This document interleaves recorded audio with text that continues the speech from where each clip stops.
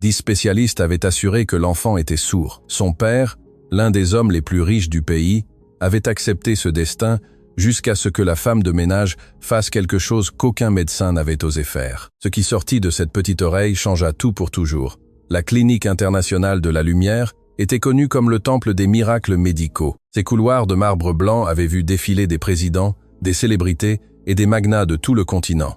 S'il existait un remède, s'il y avait un espoir, cet endroit le trouvait, ou du moins c'est ce qu'on disait. Maxime Duval marchait dans ces couloirs avec le poids du monde sur ses épaules. Ses chaussures résonnaient sur le sol poli tandis que son épouse, Camille, s'accrochait à son bras en tremblant. Il venait de sortir du cabinet du docteur Aurélien Fournier, le spécialiste le plus réputé du pays. Le diagnostic avait été dévastateur. Surdité neurosensorielle profonde, bilatérale, avait prononcé le docteur Fournier avec cette froideur clinique que seules des années à annoncer de mauvaises nouvelles peuvent créer. Votre fils n'entend absolument rien, ni un murmure, ni un cri, rien. Camille avait laissé échapper un gémissement qui semblait venir du plus profond de son âme. Maxime, en revanche, était resté immobile, comme si les mots avaient besoin de temps pour traverser la carapace qu'il avait construite pendant des années de négociations impitoyables. Il doit y avoir quelque chose. Maxime avait insisté avec cette voix qu'il utilisait pour conclure des contrats de millions, des opérations, des traitements expérimentaux, des spécialistes à l'étranger. L'argent n'est pas un problème. Le docteur Fournier l'avait regardé avec quelque chose qui ressemblait à de la compassion, bien que Maxime préférât l'interpréter comme de la condescendance. Monsieur Duval, j'ai examiné les études avec des collègues de 3 continents. Les nerfs auditifs de votre fils sont complètement endommagés. Aucune chirurgie ne peut réparer ce qui n'a jamais fonctionné. Je suis profondément désolé. Désolé? Maxime avait élevé la voix pour la première fois. Vous êtes désolé? Mon fils va vivre dans le silence toute sa vie et vous êtes simplement désolé? Maxime, s'il te plaît. Camille avait murmuré entre 2 larmes. Mais Maxime ne pouvait se calmer. Il était l'homme qui avait bâti un empire à partir de rien. L'homme qui avait transformé une petite entreprise familiale en le conglomérat le plus puissant de la région. Il n'acceptait pas les impossibles. Il ne connaissait pas la défaite, jusqu'à présent. Des semaines plus tard, le manoir Duval, situé dans le quartier le plus huppé de la ville, s'était transformé en un champ de bataille silencieux. Les meilleurs spécialistes du monde avaient défilé devant ses portes. Des médecins d'Europe, des chercheurs d'Asie, des thérapeutes expérimentaux de partout. Tous arrivaient avec de l'espoir. Tous repartaient avec la même réponse. Nous ne pouvons rien faire. Maxime s'enfermait dans son bureau pendant des heures, passant des appels, activant ses contacts, offrant des sommes obscènes à quiconque pourrait lui apporter une solution. Mais l'argent, pour la première fois de sa vie, ne pouvait pas acheter ce dont il avait besoin. Camille, quant à elle, se consacrait entièrement à Sébastien. Le petit était un enfant doux, avec des yeux qui semblaient absorber tout le monde autour de lui. Il ne pouvait pas entendre, mais il observait, étudiait chaque expression, chaque mouvement, chaque geste. Parfois, Camille s'asseyait à côté de lui, et lui chantait des chansons qu'elle savait qu'il n'entendrait jamais. Elle pleurait en le faisant, ses larmes tombant sur les cheveux de son fils, tandis qu'il la regardait avec cette innocence que seuls les enfants peuvent avoir. Un après-midi, alors que le soleil se couchait sur la ville et peignait le manoir de teintes orangées, Camille entendit des voix élevées provenant du personnel de service. Peu importe le nombre de références que vous avez. C'était la voix de Maxime, plus dure que d'habitude. Dans cette maison, nous avons besoin de perfection. Une seule faute, et vous êtes dehors. Camille jeta un coup d'œil discret et vit son mari face à une femme qui semblait avoir un peu plus de 40 ans. Il y avait quelque chose en elle qui attira immédiatement l'attention de Camille. Ce n'était pas son apparence, c'était sa posture. Malgré la confrontation avec l'un des hommes les plus puissants du pays, elle restait droite, digne, sans un soupçon de peur dans ses yeux. « Je comprends parfaitement, monsieur », répondit la femme d'une voix sereine. « Je vous assure que vous n'aurez aucune plainte concernant mon travail. » « Je l'espère. » Maxime cracha pratiquement les mots avant de s'éloigner. Camille attendit que son mari disparaisse dans le couloir avant de s'approcher de la femme. « Veuillez excuser mon mari, » dit-elle doucement. « Nous traversons un moment difficile. » La femme, qui s'était présentée comme Espérance Leroy, hocha la tête avec compréhension. « Vous n'avez pas à vous excuser, madame. Je comprends que chaque famille a ses batailles. » Il y avait quelque chose dans sa façon de le dire qui fit que Camille ressentit une connexion immédiate. Ce n'était ni de la pitié ni de la curiosité. C'était une compréhension véritable, comme si cette femme savait exactement ce que signifiait lutter contre quelque chose de plus grand que soi. « Avez-vous de l'expérience avec les enfants ?» demanda Camille. « Oui, madame. J'ai élevé mes propres enfants et j'ai travaillé dans plusieurs maisons où il y avait des petits. J'aime les enfants. Ils ont une façon de voir le monde que les adultes perdent avec les années. » Camille sourit pour la première fois depuis des semaines. Nous avons un fils. Il s'appelle Sébastien. Il est spécial. Tous les enfants le sont, madame. Il ne peut pas entendre. Camille sentit les mots se bloquer dans sa gorge. Il est né sourd. Les médecins disent qu'il ne pourra jamais entendre. Espérance resta silencieuse un instant, et Camille s'attendait à voir la même expression de pitié qu'elle avait vue sur tant de visages auparavant. Mais elle vit quelque chose de différent, quelque chose qu'elle ne sut identifier à ce moment-là. Parfois, les médecins ne voient pas tout ce qu'il y a à voir, dit finalement Espérance. Parfois, le silence garde des secrets que seuls des yeux attentifs peuvent découvrir. Camille ne comprit pas entièrement ces mots, mais elle les garda dans son cœur comme on garde une graine sans savoir quelle plante en sortira. Les jours suivants, Espérance s'intégra à la routine de la maison avec une étonnante naturalité. Elle nettoyait, cuisinait, organisait tout avec une efficacité silencieuse que même l'exigeant Maxime dut reconnaître à contre-cœur. Mais ce qui était le plus frappant était sa façon de se rapporter à Sébastien. Alors que les autres employés évitaient l'enfant, ne sachant comment communiquer avec lui, Espérance s'approchait sans crainte. Elle s'asseyait à ses côtés pendant des heures, le regardant dans les yeux, utilisant des gestes simples, jouant avec lui, de manière qui ne nécessitait pas de mots. Et Sébastien, pour la première fois depuis que Camille pouvait se souvenir, commença à sourire fréquemment. Une nuit, Camille se réveilla avec un étrange pressentiment. Elle ne pouvait pas l'expliquer, mais quelque chose la poussa à se lever et à marcher vers la chambre de son fils. Ce qu'elle découvrit la laissa paralysée sur le seuil de la porte. Espérance était près du lit de Sébastien, penchée sur lui avec une expression de concentration intense. Elle avait quelque chose de petit dans sa main, un objet que Camille ne put identifier dans la pénombre. « Que faites-vous » La voix de Camille sortit plus altérée qu'elle ne le voulait. Espérance se retourna sans sursaut, sans culpabilité. « Madame, je dois vous montrer quelque chose d'important. Éloignez-vous de mon fils. » Camille avança, le cœur battant à tout rompre. « S'il vous plaît, écoutez-moi. » Espérance leva les mains en signe de paix. « J'ai travaillé dans de nombreuses maisons. J'ai vu beaucoup d'enfants et il y a quelque chose chez votre fils qui ne va pas de la manière que les médecins croient. De quoi parlez-vous? Votre fils réagit à certains sons. Pas toujours, pas de manière évidente, mais il le fait. Je l'ai observé pendant des jours. Quand je ferme une porte avec force, ses yeux bougent. Quand je laisse tomber quelque chose dans la cuisine, il tourne légèrement la tête. Un enfant complètement sourd ne ferait pas ça. » Camille sentit le sol bouger sous ses pieds. « C'est impossible. Les meilleurs spécialistes du monde l'ont examiné. Nous avons des études, des diagnostics. Les études peuvent montrer ce qu'elles cherchent à trouver. » Espérance s'approcha lentement. « Mais je n'ai pas d'études. J'ai seulement des yeux, et mes yeux me disent que cet enfant ne vit pas dans le silence complet que tout le monde croit. » Le bruit de pas qui approchait les interrompit. Maxime apparut à la porte, le visage décomposé de sommeil et de fureur. « Que diable se passe-t-il ici ?»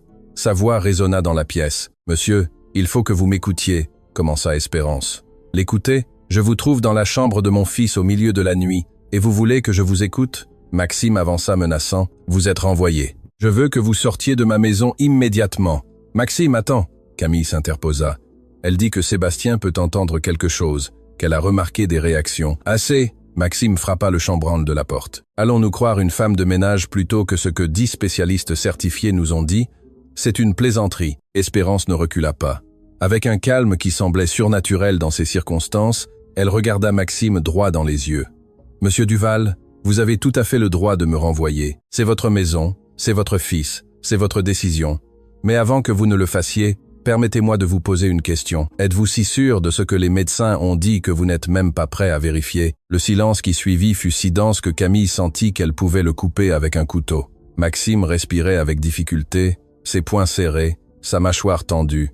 Camille connaissait cette expression. C'était l'expression d'un homme habitué à avoir le contrôle face à quelque chose qu'il ne pouvait pas contrôler. Sébastien, qui s'était réveillé avec le tumulte, observait la scène avec ses yeux énormes qui semblaient tout absorber. Il ne pouvait pas entendre les mots, mais il ressentait la tension. Des larmes commencèrent à rouler sur ses joues sans qu'il n'émît un seul son, et puis Espérance fit quelque chose que personne n'attendait. Elle s'agenouilla près du lit de l'enfant et avec une infinie délicatesse, approcha sa main de l'oreille de Sébastien. Elle ne le toucha pas directement, mais garda sa paume près, comme si elle cherchait quelque chose d'invisible. Puis elle se pencha et murmura quelque chose de si bas que ni Maxime ni Camille ne purent l'entendre. Ce qui se produisit ensuite détruisit tout ce qu'il croyait savoir. Sébastien tourna la tête. Ce ne fut pas un mouvement aléatoire, ce ne fut pas une coïncidence. L'enfant tourna directement vers la source du son, vers les lèvres d'Espérance, avec une expression de surprise absolue, comme si pour la première fois de sa vie, Il avait entendu quelque chose. Camille porta les mains à sa bouche, étouffant un cri. Maxime resta pétrifié, tout son être concentré sur ce qu'il venait de voir. « Quoi? Que lui avez-vous fait » murmura Camille.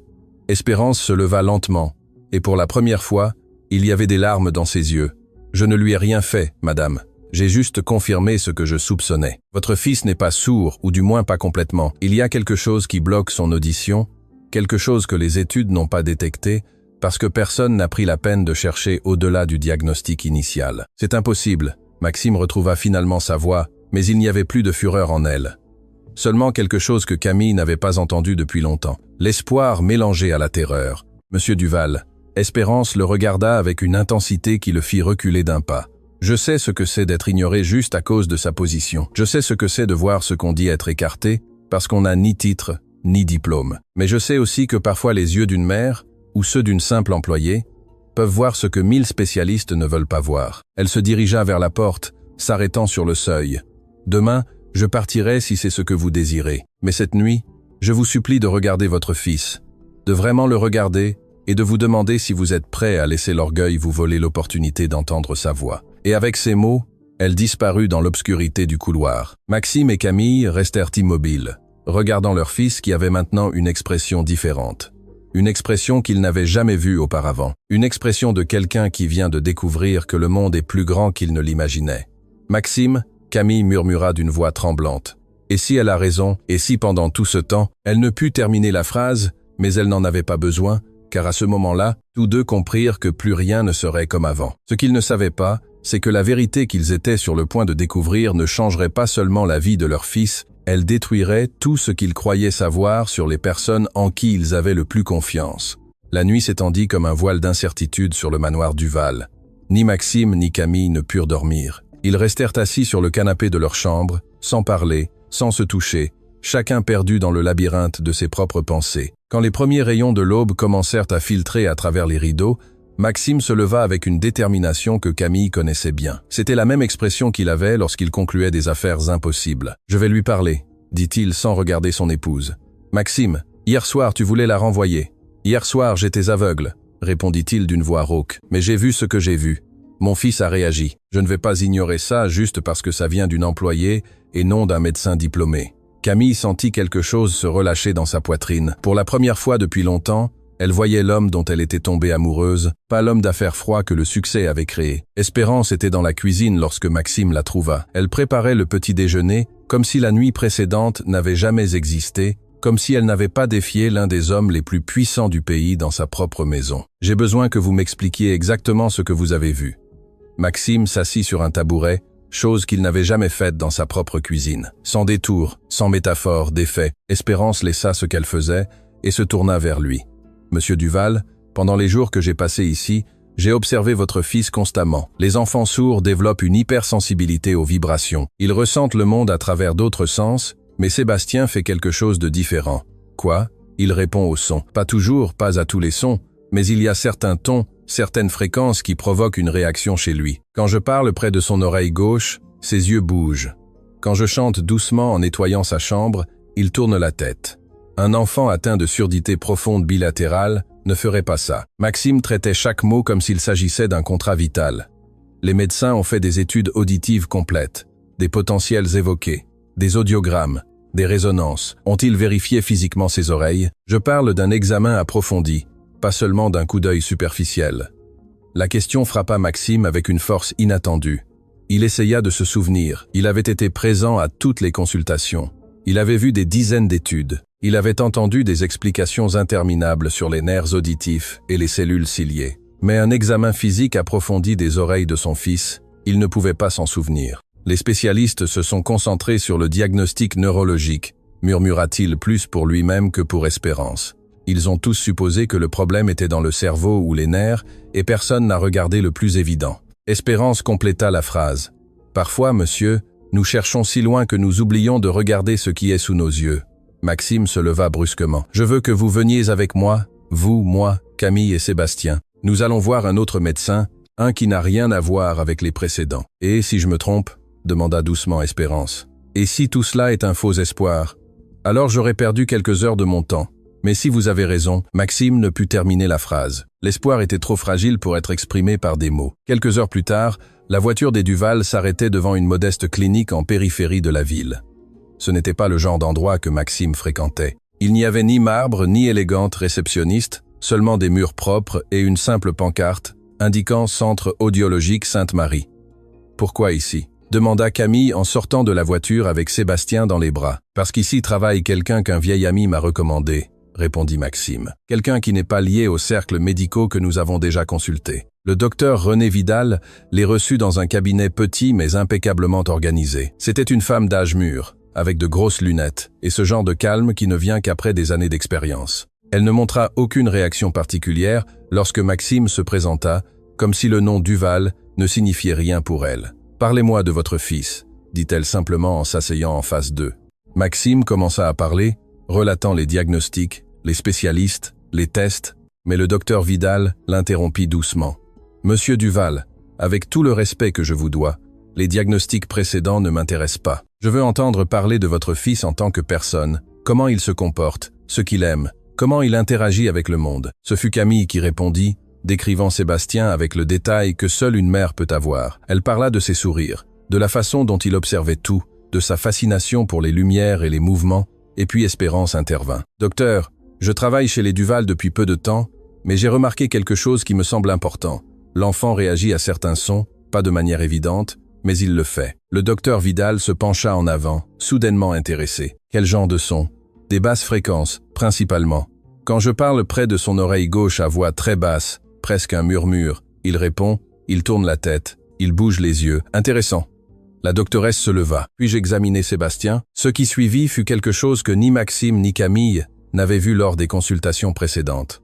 Le docteur Vidal ne brancha pas de machine, ni n'ordonna d'études. Elle prit simplement un instrument médical spécial, alluma une lumière brillante et commença à examiner les oreilles de Sébastien avec une minutie extraordinaire. Plusieurs minutes s'écoulèrent dans un silence absolu. Camille serrait la main de Maxime avec tant de force que ses jointures étaient blanches. Espérance restait debout près de la porte, les mains jointes devant sa poitrine. Finalement, le docteur Vidal se pencha en arrière dans sa chaise. Son expression était indéchiffrable. « Monsieur et Madame Duval », commença-t-elle lentement. « J'ai une question très importante à vous poser, et j'ai besoin que vous y répondiez en toute honnêteté. »« N'importe quoi », répondit immédiatement Maxime. « Qui a eu un accès régulier à votre fils depuis sa naissance ? Je parle de personnes qui passaient du temps seules avec lui. » Camille et Maxime échangèrent des regards confus. Nous, évidemment, les nounous que nous avons eus, le personnel de service. Pourquoi demandez-vous ? Le docteur Vidal retira ses lunettes et les nettoya lentement, comme si elle avait besoin de temps pour choisir ses mots. « Parce que je viens de trouver quelque chose dans les oreilles de votre fils, quelque chose qui ne devrait pas être là. » Le cœur de Camille s'arrêta. « Quoi ? Qu'avez-vous trouvé ? » « Il y a une obstruction dans les deux conduits auditifs. Elle est profonde, très près du tympan, ce qui expliquerait pourquoi elle n'a pas été détectée lors des examens superficiels. Mais le plus troublant est la nature de cette obstruction. » Maxime se leva, incapable de rester assis. « Que voulez-vous dire par la nature ? Monsieur Duval, ce que j'ai trouvé n'est pas naturel. Ce n'est ni du cérumen accumulé, ni aucune condition médicale. C'est un matériau étrange qui a été placé délibérément dans les oreilles de votre fils. » Les mots tombèrent comme des bombes dans la pièce. Camille laissa échapper un gémissement étouffé. Maxime sentit le sang se figer dans ses veines. « Vous êtes en train de dire que quelqu'un a fait ça exprès ?» La voix de Maxime était à peine un murmure. « C'est la seule explication médicale possible. Ce type d'obstruction ne se produit pas naturellement. Elle a été insérée avec précision pour bloquer l'audition sans causer de dommages visibles. La personne qui l'a fait avait des connaissances médicales de base et un accès prolongé à l'enfant. » Camille commença à pleurer silencieusement, serrant Sébastien contre sa poitrine. L'enfant, étranger à la tempête qui se déchaînait autour de lui, jouait avec un bouton de la robe de sa mère. « Pouvez-vous l'enlever » demanda Maxime d'une voix tremblante de fureur contenue. « Je devrais faire une procédure mineure, mais oui, je peux retirer l'obstruction. Et si mon diagnostic est correct, quand je le ferai, votre fils pourra entendre. »« Faites-le » ordonna Maxime. « Faites-le maintenant. Monsieur Duval, je comprends votre urgence. Mais je dois d'abord que vous compreniez quelque chose. Si je procède, je devrais le signaler aux autorités. Ce qui a été fait à votre fils est un crime grave. Quelqu'un a intentionnellement blessé un enfant. » Maxime regarda la doctoresse avec des yeux brûlants de détermination. « Signalez-le à qui vous voulez, mais d'abord, rendez l'audition à mon fils. » La doctoresse hocha la tête et commença à préparer la procédure. Pendant qu'elle le faisait, Espérance s'approcha de Camille, qui pleurait inconsolablement. « Madame, dit-elle doucement, je sais que c'est terrible, mais essayez de vous concentrer sur l'essentiel. Votre fils va entendre. Pendant tout ce temps, vous pensiez qu'il était piégé dans le silence, mais la vérité est que quelqu'un lui a volé les sons. Et aujourd'hui, il va les récupérer. » Camille leva les yeux, rouges et gonflés. « Comment avez-vous su? Comment avez-vous pu voir ce que 10 spécialistes n'ont pas vu ?» Espérance sourit tristement. « Parce que je ne cherchais pas un diagnostic, madame. Je regardais juste un enfant. Et quand on regarde avec le cœur plutôt qu'avec un titre, parfois on voit des choses que d'autres ignorent. » La procédure dura moins longtemps qu'il ne s'y attendait. Le docteur Vidal travailla avec une précision chirurgicale, extrayant délicatement le matériau qui bloquait les oreilles de Sébastien. Quand elle eut terminé, elle plaça les 2 échantillons dans des contenants stériles. « Cela servira de preuve, » expliqua-t-elle. « Maintenant vient le moment de la vérité. » Camille tenait Sébastien sur ses genoux. Maxime se tenait à leur côté, une main sur l'épaule de son épouse. Espérance restait à quelques pas, des larmes silencieuses roulant sur ses joues. Le docteur Vidal prit une petite clochette sur son bureau. C'est un son doux mais clair. Si l'enfant peut entendre, il réagira. Elle leva la clochette et la fit tinter doucement. Le tintement remplit la pièce et Sébastien tourna la tête. Ce ne fut pas un mouvement hésitant ni graduel. Ce fut un virage complet, définitif, ses yeux cherchant avec désespoir la source de ce son merveilleux qui venait d'envahir son monde. Camille laissa échapper un cri qui était un mélange de pleurs et de rires. « Il entend, mon bébé entend !» Maxime tomba à genoux à leur côté, les larmes coulant librement sur son visage. Lui, qui n'avait pas pleuré même aux funérailles de son père, sanglotait comme un enfant en regardant son fils découvrir le monde des sons. « Sébastien, murmura-t-il. Sébastien, tu m'entends ?» L'enfant se retourna, cette fois vers son père. Ses yeux s'agrandirent avec une expression qui mêlait confusion, émerveillement et quelque chose qui ressemblait à de la reconnaissance. Comme si d'une certaine manière, il avait toujours su qu'il y avait quelque chose au-delà du silence. Pas. Le son sortit maladroit, incomplet, mais il fut suffisant pour détruire complètement Maxime. « Oui, mon fils », sanglota-t-il en l'embrassant. « C'est papa, je suis ton papa. » La scène était trop intime, trop sacrée pour l'interrompre. Le docteur Vidal s'écarta discrètement, leur laissant de l'espace. Espérance pleurait en silence près de la porte, son cœur débordant d'une joie qu'elle n'avait pas ressentie depuis des années. Mais au milieu de ce bonheur, une question sombre commençait à se former. Qui avait fait cela à Sébastien? Qui avait été capable de condamner un enfant innocent au silence? Maxime fut le premier à revenir à la réalité. Il se leva lentement, s'essuyant le visage, et regarda la doctoresse avec une expression qui promettait une tempête. « Vous avez dit que la personne qui a fait cela avait des connaissances médicales et un accès prolongé à mon fils. C'est exact. Depuis combien de temps cette obstruction est-elle présente? » La doctoresse examina les échantillons qu'elle avait extraits. D'après l'état du matériau et la réaction du tissu environnant, je dirais qu'il a été placé lorsque l'enfant était très petit, probablement durant ses premiers mois de vie. Les premiers mois de vie. Maxime sentit un abîme s'ouvrir dans son estomac. Pendant ces premiers mois, seules quelques personnes avaient eu accès à Sébastien et parmi elles, il y en avait une qui avait des connaissances médicales. « La nounou » murmura Camille, parvenant à la même conclusion. Gisèle était infirmière avant de travailler avec nous. Nous l'avons renvoyée il y a longtemps, se souvint Maxime. Elle est partie juste après les premiers diagnostics de surdité. Pratique, dit Espérance doucement. Elle est partie quand son travail était fait. Maxime sortit son téléphone, avec des mains tremblantes. Je vais appeler la police. Je vais la retrouver. Et quand vous le ferez, monsieur Duval, le docteur Vidal l'interrompit. Avant de faire quoi que ce soit, il y a autre chose que vous devez considérer. Si cette personne a fait cela, elle n'a pas agi seule. Bloquer l'audition d'un enfant nécessite une opportunité et du temps, mais plus important encore, cela nécessite un motif. Quel motif quelqu'un pourrait-il avoir de faire cela à un enfant innocent? Demanda Camille en pleurs. La question resta suspendue dans l'air, lourde comme une sentence. Et à ce moment-là, Espérance se souvint de quelque chose qu'elle avait entendu quelques jours auparavant en nettoyant le bureau de Maxime. Une conversation téléphonique qu'elle n'aurait pas dû entendre. Une conversation sur les héritages, sur les testaments, sur des clauses qui excluaient les héritiers avec des handicaps. La couleur disparut de son visage alors que les pièces commençaient à s'assembler dans un horrible puzzle. « Monsieur Duval, dit-elle d'une voix qu'elle pouvait à peine contrôler, qui hérite de votre fortune si votre fils ne peut le faire ?» Maxime la regarda, confus. « Qu'est-ce que cela a à voir? S'il vous plaît, répondez-moi. » Maxime échangea un regard avec Camille avant de répondre. « Mon frère Rodolphe, si je meurs et que Sébastien ne peut hériter pour une raison quelconque, tout lui revient. » Le silence qui suivit fut plus terrifiant que n'importe quel cri, car, dans les yeux de toutes les personnes présentes, La même terrible suspicion commençait à se former. La suspicion que l'ennemi n'était pas un étranger, l'ennemi était de la famille. Le trajet de retour au manoir fut le plus long que Maxime ait jamais connu. Il conduisait en silence tandis que Camille tenait Sébastien sur le siège arrière, lui chantant doucement pour la première fois, sachant qu'il pouvait l'entendre. Et l'enfant souriait. Ce n'était pas le sourire habituel de Sébastien, cette expression douce mais distante qu'il avait toujours eue. Celle-ci était différente. Ses yeux brillaient à chaque note que sa mère entonnait. Son petit corps se balançait au rythme d'une mélodie qu'il pouvait enfin percevoir. Espérance observait la scène depuis le siège du passager, des larmes silencieuses roulant sur ses joues.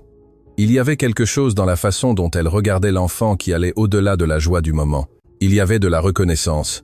Il y avait une vieille douleur mêlée d'un soulagement présent. Espérance. La voix de Maxime brisa le silence. « J'ai une question à vous poser et j'ai besoin que vous soyez complètement honnête avec moi.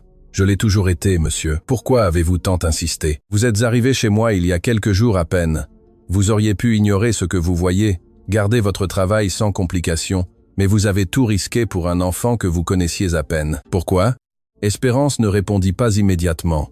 Son regard se perdit dans le paysage qui défilait rapidement par la fenêtre, comme si elle cherchait les mots justes quelque part à l'horizon. « Parce que je sais ce que c'est d'être ignoré, » dit-elle finalement. « Je sais ce que c'est de crier sans que personne n'écoute. Que voulez-vous dire ?» La respiration d'Espérance devint plus lourde. « J'ai eu une fille, monsieur Duval. Elle s'appelait Lucie.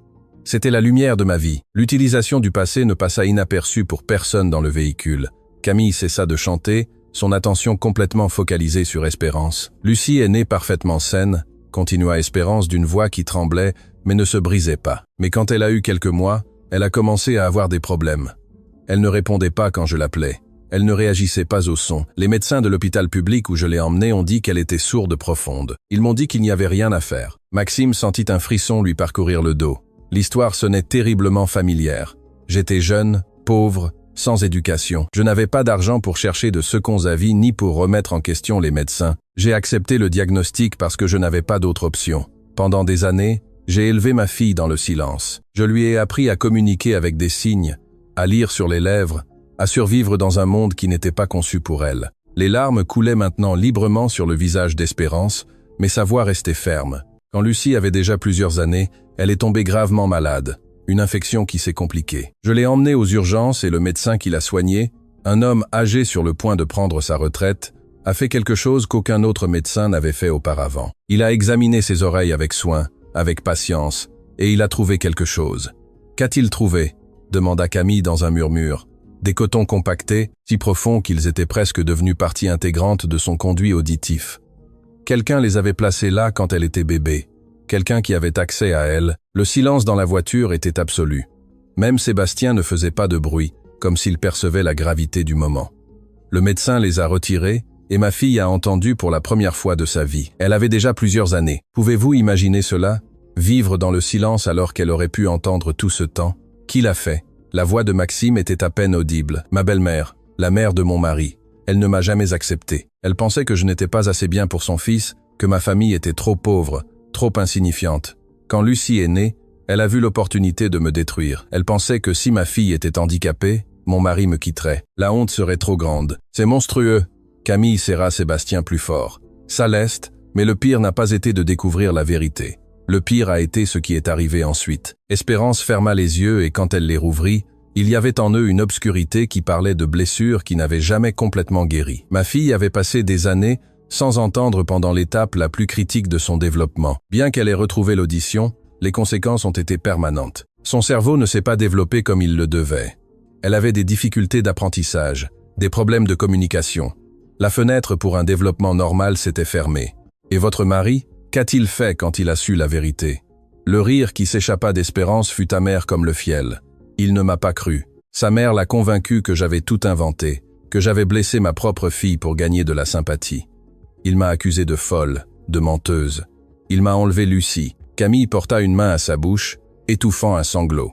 J'ai passé des années à me battre devant les tribunaux pour essayer de récupérer ma fille, pour essayer que quelqu'un me croie, mais j'étais juste une femme pauvre contre une famille avec de l'argent et des relations. J'ai tout perdu. Ma fille, mon mariage, ma dignité. Où est Lucie maintenant? Demanda Maxime doucement.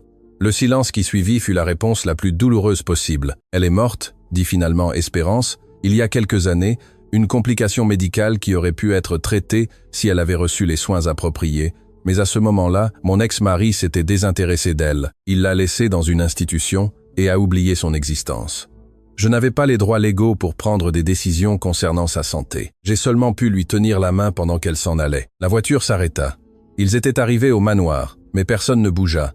Tous restaient immobiles, absorbant le poids de ce qu'ils venaient d'entendre. C'est pourquoi j'ai insisté avec Sébastien. Espérance continua en regardant Maxime directement dans le rétroviseur. Parce que quand je l'ai vu, quand j'ai remarqué ces petites réactions que personne d'autre ne voyait, j'ai senti que Dieu me donnait une seconde chance. Je n'ai pas pu sauver ma fille à temps, mais je pouvais essayer de sauver votre fils. Maxime se retourna sur son siège pour faire face à Espérance.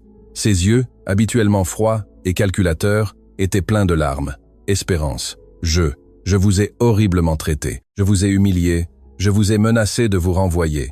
J'ai remis en question chacun de vos mots et vous essayez juste d'aider mon fils. Je n'ai pas besoin d'excuses, monsieur. J'avais juste besoin que vous m'écoutiez. Et finalement, vous l'avez fait. Non. Maxime secoua la tête. Les excuses sont nécessaires parce que vous aviez raison sur tout.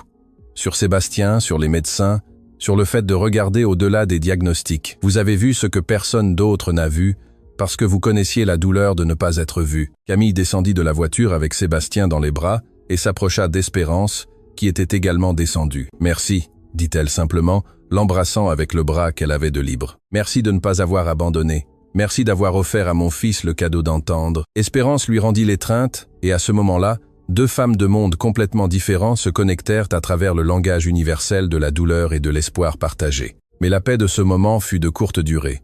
Le téléphone de Maxime commença à sonner avec insistance. C'était un numéro qu'il connaissait bien, trop bien. « Rodolphe », murmura-t-il avant de décrocher. La voix à l'autre bout de la ligne était joviale, insouciante, complètement étrangère à la tempête qui approchait. « Mon frère, je viens d'apprendre la nouvelle. C'est vrai que Sébastien peut entendre, c'est merveilleux. Il faut qu'on fête ça. Et si je passais ce soir à la maison ?» Maxime serra le téléphone si fort que ses jointures devinrent blanches. Chaque mot de son frère sonnait maintenant différemment. Chaque ton amical semblait cacher quelque chose de sinistre. « Comment as-tu su ?» demanda-t-il d'une voix contrôlée. « Les nouvelles volent, mon frère. Tu sais comment est ce cercle social. Quelqu'un a vu ta voiture à cette clinique de la périphérie, et les rumeurs ont commencé. Alors, je peux passer ?» Maxime regarda Camille, qui avait entendu la conversation.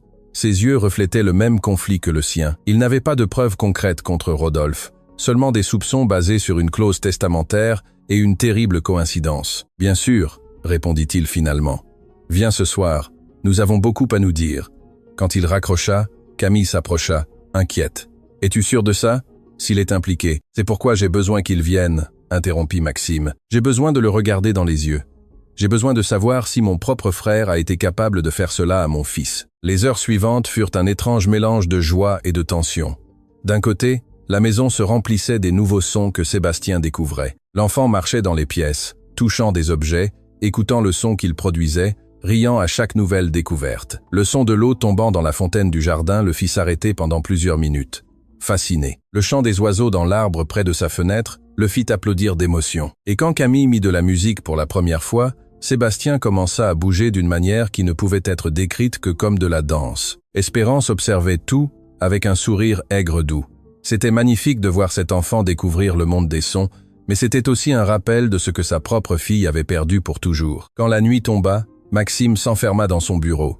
Il avait besoin de réfléchir, de se préparer pour la rencontre avec son frère, mais il avait aussi besoin d'enquêter. Il commença à examiner d'anciens documents, des registres d'employés, tout ce qui pourrait relier Gisèle à Rodolphe. Après plusieurs heures de recherche, il trouva quelque chose qui lui glaça le sang.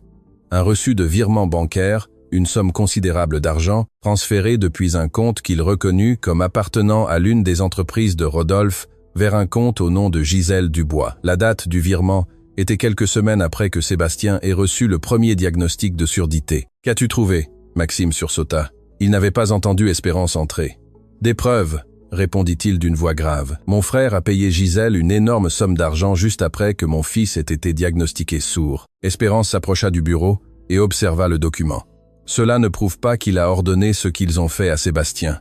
Il pourrait arguer que c'était un paiement pour d'autres services. Je sais, mais c'est un début. Et il y a autre chose. » Maxime ouvrit un autre dossier, cette fois sur son ordinateur. C'était le testament de son père, le fondateur de l'Empire Duval, décédé des années auparavant.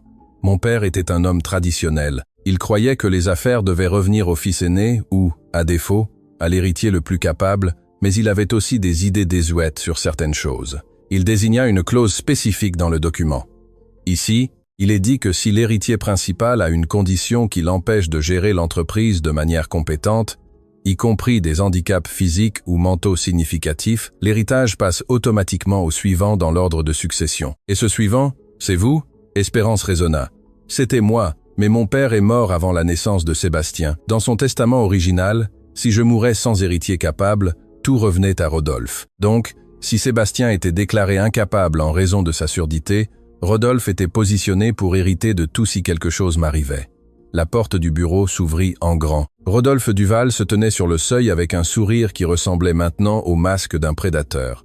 « Tiens, dit-il en entrant sans invitation. Il semble que j'interrompe une conversation très intéressante sur les testaments et les héritages. Quelle coïncidence, car c'est justement de cela dont je voulais parler. » Maxime se leva lentement, se plaçant entre son frère et Espérance. « Que fais-tu ici? Tu as dit que tu viendrais plus tard. J'ai changé d'avis, tu sais comment je suis, toujours imprévisible. » Ses yeux se posèrent sur Espérance avec une intensité troublante. « Je vois que l'employé star est toujours là, la femme qui a fait le miracle de rendre Louis à mon neveu. C'est pratique. » « Que veux-tu dire par pratique ?» Maxime fit un pas vers son frère. « Juste que c'est curieux, tu ne trouves pas? Une inconnue apparaît de nulle part, découvre quelque chose que 10 spécialistes n'ont pas pu voir, et devient soudain l'héroïne de la famille. Cela semble presque planifié. Accuses-tu Espérance de quelque chose ?» Rodolphe leva les mains en signe de fausse innocence. « Je n'accuse personne. Je fais juste des observations. Mais puisque nous parlons d'accusations, j'ai entendu des rumeurs très intéressantes. Des rumeurs selon lesquelles quelqu'un aurait intentionnellement blessé Sébastien et que la police enquête. » Maxime sentit le sang lui bouillir. « Comment sais-tu cela ? Le docteur Vidal a dit qu'elle garderait l'enquête confidentielle jusqu'à avoir plus d'informations. » Pour la première fois, le sourire de Rodolphe vacilla. Il avait commis une erreur et tous deux le savaient. C'est une petite ville, mon frère. Les nouvelles voyagent vite, pas si vite, à moins que quelqu'un n'ait des raisons de prêter beaucoup d'attention. Les deux frères se regardèrent et dans cet échange silencieux, il y avait des décennies de rivalité, de ressentiment et quelque chose qui commençait maintenant à ressembler dangereusement à de la haine. « Fais attention aux accusations que tu portes, Maxime. » La voix de Rodolphe perdit toute trace de cordialité. « Elle pourrait se retourner contre toi d'une manière que tu n'imagines pas. C'est une menace ? C'est un conseil de frère à frère. Profite de ton moment de joie avec ton fils miraculeusement guéri, mais souviens-toi que les miracles ont parfois des conséquences inattendues. » Sans un autre mot, Rodolphe fit demi-tour et quitta le bureau. Quelques secondes plus tard, on entendit la porte principale se fermer avec force. Espérance s'effondra sur une chaise en tremblant. « Cet homme sait quelque chose. La façon dont il m'a regardé. Je sais. » Maxime serra les poings. « Mais je ne laisserai pas qu'il blesse ma famille à nouveau. Demain matin, à la première heure, je contacterai un détective privé. Je vais retrouver Gisèle et quand je le ferai, je découvrirai exactement quel rôle mon frère a joué dans tout ça. » Ce que Maxime ne savait pas, c'est que Gisèle n'était pas aussi loin qu'il le pensait. En fait, à ce moment précis, une femme observait le manoir Duval depuis une voiture garée dans l'obscurité. Elle avait un téléphone à la main et venait de recevoir un message de Rodolphe avec 3 mots qui changeaient tout. Ils savent déjà. La nuit tomba sur le manoir Duval comme un manteau d'inquiétude. Maxime n'avait pas pu dormir. Chaque fois qu'il fermait les yeux, il voyait le visage de son frère. Ce sourire qui lui semblait maintenant le masque parfait d'un traître. Camille dormait difficilement à ses côtés, murmurant dans ses rêves, probablement piégé dans des cauchemars sur tout ce qu'ils avaient découvert. Seul Sébastien se reposait en paix, étranger à la tempête qui planait sur sa famille, rêvant peu, être de tous les nouveaux sons qu'il avait découverts ce jour-là. Quand les premiers rayons de l'aube commencèrent à filtrer à travers les rideaux, Maxime était déjà habillé et prêt. Il prit son téléphone et composa un numéro qu'il avait gardé pour les urgences. « Enquête Morel, comment puis-je vous aider? J'ai besoin de parler à Monsieur Morel. Dites-lui que c'est Maxime Duval. C'est urgent. » Quelques minutes plus tard, il parlait à l'un des détectives privés les plus respectés du pays. Il lui expliqua tout. L'obstruction dans les oreilles de son fils, les soupçons concernant Gisèle, le virement bancaire depuis le compte de Rodolphe. « Je comprends la situation, Monsieur Duval. » répondit l'enquêteur d'une voix professionnelle. « Je peux avoir des informations sur le lieu de résidence de Gisèle Dubois en quelques heures, mais je dois vous faire comprendre quelque chose. Si votre frère est impliqué, cela va détruire votre famille. »« Ma famille est déjà détruite, » répondit Maxime avec amertume. « Je veux juste la vérité. » En attendant des nouvelles de l'enquêteur, Maxime descendit à la cuisine. Espérance était déjà là, préparant le petit déjeuner comme si c'était un jour normal. mais ses mains tremblaient légèrement en coupant des fruits. « Vous n'avez pas pu dormir non plus ?» demanda Maxime, s'asseyant sur le même tabouret que la veille. « Les fantômes du passé ne laissent pas dormir, monsieur. Et hier soir, nous en avons invoqué beaucoup. » Maxime l'observa en silence un instant. Cette femme avait tout perdu, sa fille, son mariage, sa dignité, et pourtant elle continuait. Elle continuait à aider les autres. Elle continuait à croire que le monde pouvait être meilleur. Espérance, quand tout cela sera terminé, je veux que vous sachiez que vous avez une place permanente dans cette maison. Non pas comme employé, mais comme membre de la famille. Espérance cessa de couper et le regarda avec des yeux humides. « Monsieur, je suis sérieuse. Vous avez rendu l'audition à mon fils. Vous nous avez ouvert les yeux sur une vérité que personne d'autre n'a voulu voir. Cela n'a pas de prix. » Avant qu'Espérance ne puisse répondre, le son d'une voiture qui s'approchait interrompit le moment. Maxime se tendit immédiatement, se préparant à une autre visite de Rodolphe, mais quand il regarda par la fenêtre, il ne reconnut pas le véhicule. C'était une voiture modeste, un peu vieille, qui s'arrêta devant l'entrée principale. Une femme en descendit que Maxime ne reconnut pas initialement, mais quand Espérance jeta un coup d'œil par la fenêtre, son visage pâlit. « C'est elle, murmura-t-elle. C'est Gisèle. » Maxime n'hésita pas une seconde. Il sortit de la maison à grandes enjambées, le cœur battant furieusement. Gisèle le vit venir et leva les mains en signe de reddition. « Monsieur Duval, attendez, je viens en paix. J'ai besoin de vous parler. » « Parler ?» Maxime s'arrêta à quelques mètres d'elle, luttant contre l'envie de l'affronter directement. « Après ce que vous avez fait à mon fils, c'est pourquoi je suis ici. Pour tout vous dire. Mais j'ai besoin que vous me promettiez quelque chose d'abord. Vous n'êtes pas en position de demander quoi que ce soit. Vous avez raison. » Gisèle baissa lentement les mains. « Je n'ai aucun droit. Mais ce que je vais vous dire va tout changer. Et quand vous l'entendrez, vous aurez besoin de plus que de la rage pour affronter ce qui arrive. » Il y avait quelque chose dans son ton qui fit hésiter Maxime. Ce n'était pas l'attitude d'une criminelle essayant de s'échapper. C'était l'attitude de quelqu'un qui avait pris une décision irréversible. « Parlez », ordonna-t-il finalement. « Mais ici, où je peux vous voir ?» Gisèle hocha la tête. « Oui, c'est moi qui ai placé ces obstructions dans les oreilles de votre fils. » La confirmation, bien qu'attendue, frappa Maxime comme un coup de poing à l'estomac. « Mais je ne l'ai pas fait pour de l'argent, » continua Gisèle rapidement. « Du moins, pas seulement pour ça. Alors pourquoi ? Pourquoi feriez-vous une chose pareille à un enfant innocent ?» Gisèle ferma les yeux un instant, comme si elle rassemblait ses forces pour ce qu'elle était sur le point de dire. « Parce que votre frère m'a forcé. » « Forcé ? Comment ? Il a quelque chose à moi, quelque chose de plus précieux que l'argent. Il a mon fils. » Le monde sembla s'arrêter. Maxime écoutait, mais son esprit luttait pour traiter les mots. « Mon fils Nicolas a une maladie chronique, » continua Gisèle, sa voix se brisant. « Il a besoin de traitements coûteux, de médicaments que je ne peux pas payer. Quand j'ai commencé à travailler pour vous, Rodolphe m'a trouvé. Je ne sais pas comment il a su ma situation, mais il savait tout. Il m'a proposé un marché. Si je faisais ce qu'il me demandait, il paierait tous les traitements de Nicolas. Si je refusais, » elle n'eut pas besoin de terminer la phrase. Maxime comprenait parfaitement comment son frère fonctionnait. Il m'a dit exactement quoi faire. Gisèle sanglotait maintenant ouvertement. Il m'a donné le matériel, il m'a expliqué comment le placer pour qu'il ne soit pas détecté lors d'examens superficiels. Il m'a promis que cela ne blesserait pas l'enfant de façon permanente, que c'était juste pour sécuriser quelque chose lié aux affaires de la famille. « L'héritage », murmura Maxime. « Je n'ai pas compris complètement avant. Quand j'ai vu votre femme et vous souffrir, quand j'ai vu cet enfant innocent vivre dans le silence, j'ai voulu confesser tant de fois, mais Rodolphe m'a menacé. Il a dit que si je parlais, il laisserait mourir mon fils et moi, je suis faible. J'ai choisi mon fils plutôt que le vôtre. » Espérance était sortie de la maison et écoutait tout depuis le porche. Ses yeux rencontrèrent ceux de Gisèle, et dans ce regard, il y avait quelque chose d'inattendu. De la compréhension. « Pourquoi êtes-vous venu maintenant ?» demanda Maxime. « Pourquoi tout raconter ?» Gisèle sortit son téléphone et le lui montra. « Hier soir, j'ai reçu ce message de Rodolphe. » Maxime lut les mots sur l'écran. « Ils savent déjà. Prépare-toi à disparaître. Je te contacterai pour les instructions. » Quand j'ai lu ça, j'ai compris que ça ne finirait jamais, expliqua Gisèle. Il aurait toujours du pouvoir sur moi. Il m'utiliserait toujours et mon fils ne serait jamais vraiment en sécurité tant que Rodolphe pourrait me manipuler. Alors vous avez décidé de confesser. J'ai décidé d'être libre, même si cette liberté me coûte tout. Maxime la regarda longuement. Il ressentait de la rage, une rage brûlante qui menaçait de le consumer, mais il ressentait aussi autre chose. Il voyait devant lui une mère désespérée qui avait pris une décision impossible pour sauver son fils. N'aurait-il pas fait la même chose ? « Avez-vous des preuves ?» demanda-t-il finalement. « Quelque chose qui relie directement Rodolphe à cela ?» Gisèle hocha la tête et sortit de son sac un petit dispositif de stockage. Des enregistrements, des messages, des virements, Tout ce dont vous avez besoin pour prouver qu'il en était l'instigateur. Je l'ai gardé comme assurance au cas où un jour il déciderait de se débarrasser de moi. » Maxime prit le dispositif comme s'il s'agissait d'une relique sacrée. Dans ses mains, il tenait la destruction de son propre frère. « Je vais devoir appeler la police, dit-il. Vous allez devoir témoigner, faire face à des accusations.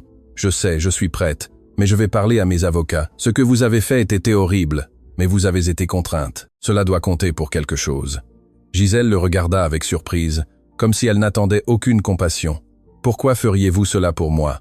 Je ne le fais pas pour vous, je le fais parce que je comprends ce que c'est de faire n'importe quoi pour un enfant. » La porte principale du manoir s'ouvrit et Camille apparut avec Sébastien dans les bras. L'enfant, voyant tant de monde réuni, commença à pointer du doigt et à faire des sons, expérimentant sa voix nouvellement découverte. Gisèle le regarda, les yeux remplis de larmes. « Je suis désolée, murmura-t-elle. Je suis tellement désolée. » Camille ne répondit pas. Son visage était un masque d'émotions conflictuelles, mais quand elle parla, sa voix était plus ferme que Maxime ne l'attendait. « Vous allez nous aider à enfermer Rodolphe. Ce sera votre façon de compenser ce que vous avez fait. » Gisèle hocha la tête à plusieurs reprises. « Je ferai tout ce qui est nécessaire. » Les heures suivantes furent un tourbillon d'activités. La police arriva, prit la déposition de Gisèle, examina les preuves sur le dispositif. Le détective privé que Maxime avait contacté arriva peu après, confirmant qu'il avait retracé des mouvements suspects sur les comptes de Rodolphe au cours des dernières années. Mais la plus grande surprise vint lorsque M. Morel présenta une découverte supplémentaire. « Monsieur Duval,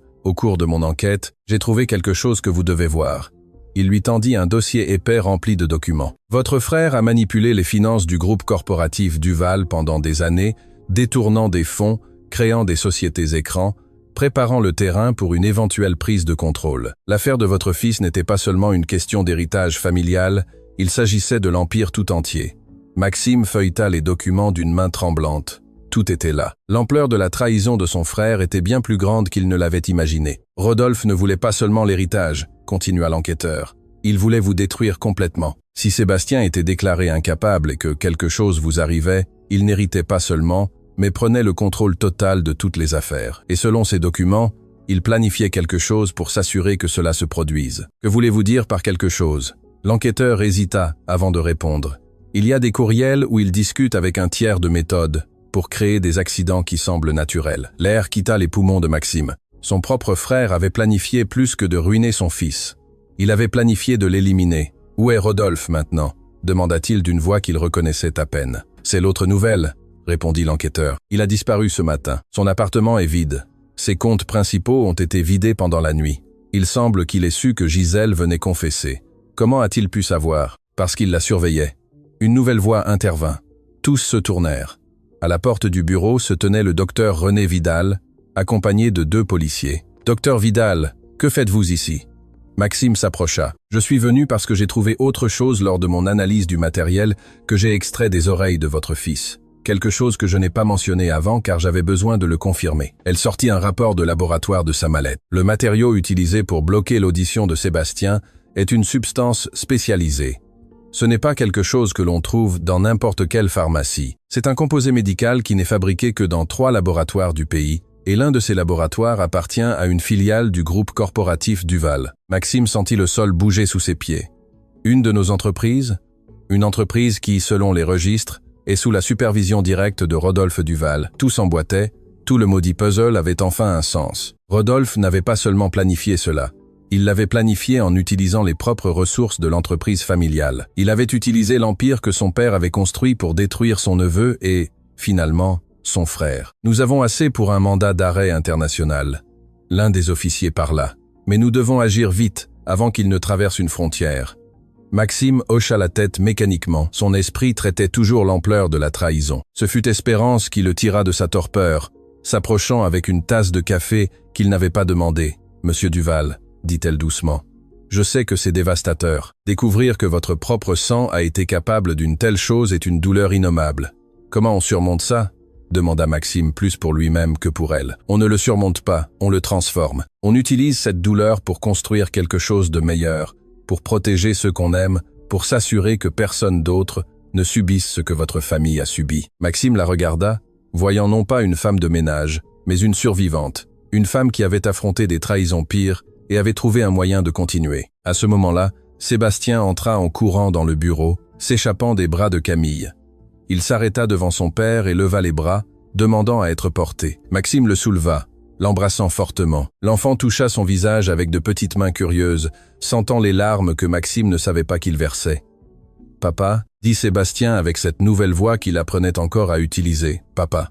Et à ce moment-là, Maxime prit une décision. « Nous allons retrouver mon frère », dit-il d'une voix renouvelée. « Nous allons le faire payer pour ce qu'il a fait, mais pas par vengeance, par justice, pour que mon fils grandisse dans un monde où les monstres ne gagnent pas. » Ce qu'il ne savait pas, c'est que Rodolphe n'avait pas fui aussi loin qu'il le pensait. En fait, il était beaucoup plus proche que quiconque ne l'imaginait. Et il avait un dernier coup en tête qui mettrait en danger tous ceux que Maxime aimait. Le manoir Duval était devenu un centre d'opération. Des policiers entraient et sortaient, des enquêteurs examinaient des documents, et le téléphone de Maxime ne cessait de sonner avec des appels d'avocats, de partenaires commerciaux et de journalistes qui, d'une manière ou d'une autre, avaient appris que quelque chose de grand se passait, mais Maxime ignorait tout. Son attention était entièrement concentrée sur une seule chose, retrouver son frère. Monsieur Duval. L'officier en charge de l'enquête s'approcha avec une expression sérieuse. « Nous avons un problème. » « Quel genre de problème ? » Rodolphe Duval a des passeports de 3 pays différents. Selon les registres d'immigration, aucun n'a été utilisé au cours des dernières 24 heures.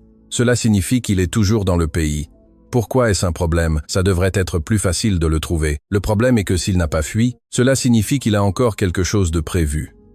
Les criminels ne restent pas quand ils peuvent s'échapper, à moins qu'il n'ait des affaires en cours. Les mots de l'officier résonnèrent dans l'esprit de Maxime comme un avertissement. Affaires en cours. Qu'est-ce qui pourrait être si important pour que Rodolphe risque sa liberté? Espérance, qui écoutait depuis le couloir, s'approcha prudemment. « Monsieur, il y a quelque chose que nous n'avons pas considéré. Gisèle a mentionné que Rodolphe la surveillait. Comment a-t-il su qu'elle allait confesser ?» Maxime fronça les sourcils. « J'ai supposé qu'il avait une sorte de tracker sur son téléphone ou quelque chose comme ça, mais Gisèle a dit qu'elle a reçu le message de Rodolphe hier soir avant de prendre la décision de venir ici. Comment a-t-il pu savoir ce qu'elle allait faire avant même qu'elle-même ne le sache? » La question resta suspendue dans l'air. Maxime regarda Espérance avec une nouvelle appréciation. Cette femme avait un esprit aiguisé qui voyait des détails que d'autres négligeaient. À moins que... Maxime commença à assembler les pièces. À moins que quelqu'un d'autre ne l'informe, quelqu'un à l'intérieur de cette maison. Le silence qui suivit fut interrompu par le son de quelque chose tombant à l'étage supérieur. Tous levèrent les yeux vers le plafond. « Qui est en haut ?» demanda l'officier. « Ma femme et mon fils » répondit Maxime, se dirigeant déjà vers les escaliers, et l'une des employées de maison. Il monta les marches 2 par 2, le cœur battant à tout rompre. Quand il arriva dans le couloir principal, il trouva Camille debout devant la porte de la chambre de Sébastien, avec une expression de terreur absolue. « Camille, que s'est-il passé ?»« C'était Hortense, » murmura-t-elle d'une voix tremblante. « Je l'ai trouvée dans la chambre de Sébastien. Elle touchait quelque chose dans son oreille, et quand je lui ai demandé ce qu'elle faisait, elle s'est enfuie. » Maxime sentit le sang lui geler dans les veines. « Où est Sébastien ? Ici avec moi. Il va bien, je crois. » Mais Maxime, son expression était comme si elle savait exactement ce qu'elle faisait. Hortense Bernard avait travaillé pour les Duval pendant près de 3 ans. Elle était calme, efficace, pratiquement invisible. Le genre de personne qui passait inaperçue parce qu'elle faisait son travail sans attirer l'attention. Le genre de personne parfaite pour être une espionne. « Fermez toutes les sorties !» cria Maxime aux officiers qui montaient les escaliers. « Personne ne sort de cette maison tant que nous n'avons pas trouvé Hortense. » La fouille dura à peine quelques minutes. Ils trouvèrent Hortense essayant de s'échapper par la porte de service avec un petit sac serré contre sa poitrine. Quand ils la ramenèrent dans le salon principal, son attitude soumise avait complètement disparu. À sa place, il y avait une expression de défi que Maxime n'avait jamais vue chez elle. « Qu'avez-vous dans ce sac ?» demanda-t-il. Hortense ne répondit pas. L'un des officiers lui retira le sac et l'ouvrit. À l'intérieur, il y avait plusieurs éléments. Un téléphone portable qui n'était pas celui qu'elle utilisait normalement, plusieurs enveloppes avec de l'argent liquide et un petit flacon contenant une substance que Maxime reconnut immédiatement. C'était le même matériau que le docteur Vidal avait extrait des oreilles de Sébastien. « Vous alliez le refaire ?» Maxime sentit la rage monter en lui comme un volcan sur le point d'exploser. « Mon fils peut à peine entendre et vous alliez le lui enlever à nouveau. C'était les ordres, » dit finalement Hortense. Monsieur Rodolphe a dit que si l'enfant retrouvait l'audition, tout le plan serait ruiné. J'avais besoin de m'assurer qu'il redevienne comme avant. Combien vous a-t-il payé? Assez pour une nouvelle vie loin d'ici. Camille, qui était descendue avec Sébastien dans les bras, fit un pas en avant. Il y avait quelque chose dans son regard que Maxime n'avait jamais vu. Une fureur maternelle qui pourrait déplacer des montagnes. « 3 ans, dit-elle d'une voix qui coupait comme du verre. 3 ans vous avez vécu sous notre toit, mangé à notre table, vu mon fils grandir, et tout ce temps vous travaillez à le détruire. Hortense eut la décence de baisser les yeux, mais il n'y avait pas de véritable regret dans son geste. Seulement la frustration d'avoir été prise. « Emmenez-la », ordonna l'officier. Accusation de tentative de blessure aggravée sur mineur, conspiration et tout le reste que nous pourrons trouver. Pendant que les officiers emmenaient Hortense, Espérance prit le téléphone qui avait été confisqué du sac. « Monsieur Duval, ce téléphone contient des messages récents. » Maxime prit l'appareil et commença à lire. Ce qu'il trouva lui tordit l'estomac. Il y avait une conversation complète entre Hortense et Rodolphe, mais le plus troublant était le dernier message envoyé à peine 1 heure plus tôt. « Détourne-les avec la femme de ménage. Pendant qu'il la cherche, je m'occupe de l'essentiel. L'enfant est secondaire. Le véritable objectif a toujours été autre. » Maxime lut le message 3 fois, essayant d'en comprendre le sens. « Le véritable objectif a toujours été autre, » murmura-t-il. Si ce n'était pas Sébastien alors? Et puis il comprit. Hortense n'était pas le plan principal. C'était une diversion. Pendant que tout le monde était occupé à la chercher et à la capturer, Rodolphe avait les mains libres pour exécuter son véritable plan. « Où est Gisèle ?» demanda-t-il abruptement. Tout le monde regarda autour de soi. La dernière fois que quelqu'un l'avait vue, elle était dans le jardin arrière, attendant que ses déclarations soient terminées. Maxime courut vers le jardin avec Espérance sur ses talons. Ce qu'ils trouvèrent confirma leur pire crainte. Le jardin était vide, mais sur le sol, il y avait un téléphone portable brisé et des marques dans l'herbe suggérant que quelqu'un avait été traîné de force. « Il l'a enlevé » murmura Espérance. « Rodolphe a enlevé Gisèle. Pourquoi? Elle a déjà tout confessé. Elle ne représente plus une menace pour lui. Mais elle en sait plus, » raisonna Espérance rapidement. « Gisèle a travaillé pour lui pendant longtemps. Elle sait probablement des choses qu'elle ne réalise même pas qu'elles sont importantes. Des choses qui pourraient le couler complètement. » Le téléphone de Maxime sonna. Numéro inconnu. Le cœur serré, il répondit « Bonjour mon frère ». La voix de Rodolphe semblait lointaine, mais claire. Il n'y avait pas de nervosité dans son ton, seulement ce calme calculateur que Maxime reconnaissait maintenant comme le masque d'un psychopathe. « Où est Gisèle ? En sécurité pour l'instant, mais cela peut changer selon la façon dont tu gères cette conversation. Que veux-tu ? Ce que j'ai toujours voulu, ce qui me revient de droit. Notre père a construit un empire, Maxime. Et tu as tout hérité simplement parce que tu es né le premier. Sais-tu ce que c'est de vivre toute sa vie en étant le second, celui qui est toujours dans l'ombre ? Notre père t'aimait autant que moi. » Le rire de Rodolphe fut amer et froid. « Notre père me tolérait. Tu étais l'héritier, l'élu, celui qui portait son nom avec fierté. J'étais le remplaçant, le plan B, celui qui n'importait que si quelque chose t'arrivait. Alors tu as décidé de t'assurer que quelque chose m'arrive. J'ai décidé de prendre ce qui aurait dû être à moi depuis le début, mais tu as dû avoir un fils, un héritier parfait qui me pousserait encore plus loin dans l'ordre de succession. Alors j'ai fait ce que je devais faire. » Maxime serra le téléphone si fort qu'il pensa qu'il allait se casser dans sa main. « Tu es un monstre. Je suis un survivant, tout comme toi. La différence est que je suis prêt à faire tout ce qui est nécessaire pour obtenir ce que je veux. Que veux-tu, Rodolphe? Pourquoi m'as-tu appelé ?» Il y eut une pause avant que Rodolphe ne réponde. « Je veux que tu viennes me voir, seul, sans policier, sans avocat, sans personne, toi et moi face à face. Comme cela aurait dû être depuis le début. Et si je refuse? Alors Gisèle aura un accident très malheureux. Et après elle, qui sait, tu as beaucoup de gens qui te sont chers, mon frère. Une belle épouse, un fils qui vient de découvrir les sons, une femme de ménage qui semble être devenue partie de la famille. » La menace était claire. Rodolphe n'avait rien à perdre, ce qui le rendait plus dangereux que jamais. « Où ? L'ancienne usine de papa. Tu sais laquelle ? Là où tout a commencé pour notre famille. Je trouve poétique que ce soit aussi là que tout se termine. Tu as 1 heure. » La ligne coupa. Maxime resta immobile, fixant le téléphone dans sa main. Espérance l'observait avec une expression de profonde inquiétude. « Vous ne pouvez pas y aller seul, » dit-elle. « C'est exactement ce qu'il veut. Si je n'y vais pas, il fera du mal à Gisèle et ensuite il s'en prendra à ma famille. Alors appelez la police, qu'ils encerclent l'endroit. Tu ne connais pas mon frère. S'il voit un seul officier, il fera quelque chose de désespéré. Et quand Rodolphe désespère, des gens meurent. » Camille apparut à la porte du jardin avec Sébastien toujours dans les bras. Elle avait tout entendu. « Tu n'iras pas, » dit-elle d'une voix qui tremblait mais n'hésitait pas. « Je ne te perdrai pas toi aussi. » Maxime s'approcha d'elle et prit son visage entre ses mains. La femme qu'il aimait, la mère de son fils, la personne qui avait été à ses côtés dans les pires moments. « Je dois en finir avec ça, Camille. Pour nous, pour Sébastien, pour toutes les personnes que Rodolphe a blessées. Alors, tu n'iras pas seul. » La voix n'était pas celle de Camille. C'était celle d'Espérance. Maxime se tourna vers elle, confus. « Madame, Vous ne pouvez pas. Je peux et je le ferai, interrompit Espérance avec une fermeté qui n'admettait aucune discussion. Cet homme a détruit l'audition d'un enfant innocent pour de l'argent et du pouvoir. Si vous y allez seul, il a tous les avantages. Mais si je viens avec vous, vous aurez au moins une paire d'yeux supplémentaire. Espérance. C'est dangereux. Rodolphe n'a aucune limite. Monsieur Duval, j'ai perdu ma fille pour ne pas avoir agi quand il le fallait. J'ai passé des années à être lâche, à laisser les autres prendre des décisions pour moi. Je ne ferai plus la même erreur. Ses yeux brillaient d'un quelque chose que Maxime reconnut, la détermination de quelqu'un qui a touché le fond et a décidé de se relever. De plus, ajouta-t-elle avec une ombre de sourire, les personnes puissantes comme votre frère sous-estiment toujours les personnes comme moi. Elles nous voient comme invisibles, comme personnes, et cela peut être un avantage. Maxime la regarda longuement. Cette femme qui était arrivée chez lui comme une simple employée était devenue quelque chose de complètement différent, une alliée, une guerrière silencieuse. D'accord, dit-il finalement, mais nous ferons ça à ma manière, sans risques inutiles.